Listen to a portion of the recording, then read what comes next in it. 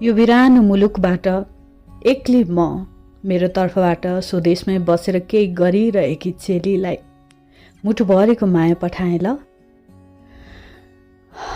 मैले आशा गरेकी छु तपाईको आवाजबाट मेरा जिन्दगीका ती तीता नमिठा भोगाइहरू सुन्नेछु र कमेन्ट मार्फत जिन्दगीमा मैले के गर्दा ठिक होला भन्ने प्रश्नको उत्तर पनि पाउनेछु। मलाई नसोधिदिनु होला म को हुँ भनेर, र निलस दिदीलाई आग्रह पनि नगरिदिनु होला कि मेरो आइडेन्टिटी खोलिदेऊ भनेर। एकदमै नरमाइलो लाग्दो रहेछ जब आफू संसारको अगाडि नाङ्गिए भनेर थाहा पाउँदा। नाङ्गिए भन्ने शब्द अलिकति नरमाइलो सुनिएला, सबै चिज लुटिएको सुनिएला, तर आफूभित्र गुम्साएर राखेका कुराहरू अथवा आफैभित्र लुकाएर राखेका आफ्ना कमजोरीहरू, आफ्ना भोगाइहरू, आफ्नो एकदमै भयावह परिस्थिति दुनियाँले थाहा पायो है भनेर सुन्दाखेरि बुझ्दाखेरि एकदमै नाङ्गिएको अनुभूति हुन्छ। त्यो मैले धेरै पटक महसुस गरेकी छु र फेरि पनि म नाङ्गिएको अनुभूति गर्न चाहदिनँ।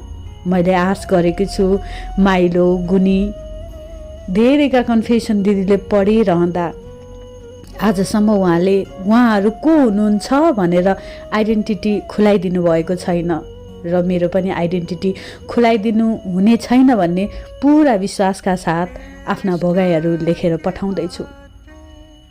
मोबाइलको स्क्रिन भिजिरहेको छ, आँखाबाट आँसु आइरहेका छन्। कन्फेसन लेखिरहँदा पनि कसैले देख्ला कि थाहा पाउला कि, कसैले थाहा पायो भने मलाई मारि पो हाल्छ कि भन्ने डर र त्रासका बीच हरेक दिन समय निकाली केही मनका वेदनाहरू निलस दिदीलाई पोखेको छु। थाहा छैन उहाँले कहिले वाचन गर्नुहुन्छ, तर प्रतीक्षारत छु म। एक्लै मैले यो भोगाइको शीर्षक दिएकी छु। साँच्चीकै म एक्लै नै थिएँ। मेरा बुवा आमा गाडी दुर्घटनामा सँगै बित्नु भएको थियो। बुवा आमा बितिसकेपछि मेरा भाइ बहिनी कोही पनि नभएको हुनाले सायद सम्पत्तिको लोभ भनौँ अथवा जिम्मेवारीको बोझ ठुलो बुवाले आफ्नो घरमा राख्नु भएको थियो। सम्पत्तिको नाममा त्यति धेरै के पनि सम्पत्ति थिएन, तर बजारमा एउटा घर थियो। त्यो घरको तल्लो तला भाडामा थियो। 10वटा हजारको मुख त मेरा बाआमाले देख्थे होलान्। बाआमा बितेपछि बल्ल थाहा पायो कि त्यो घरको भाडा मासिक 10,000 आउँदो रहेछ। ठुलो बुवा ठुले आमाको परिवारमा म बस्न जाँदा बल्ल मलाई थाहा भयो कि 10,000 आउँदो रहेछ। धेरै पटक सुनाउनुहुन्थ्यो मलाई ठुले आमाले, 10,000 तेरा बाउआमाको सम्पत्तिबाट आउँछ, अनि बाँकी यत्रो खर्च कसरी पुर्याएका छन्, कहिले हेका राखेकी छस्? म पनि त जवान हुँदै गइरहेकी थिएँ।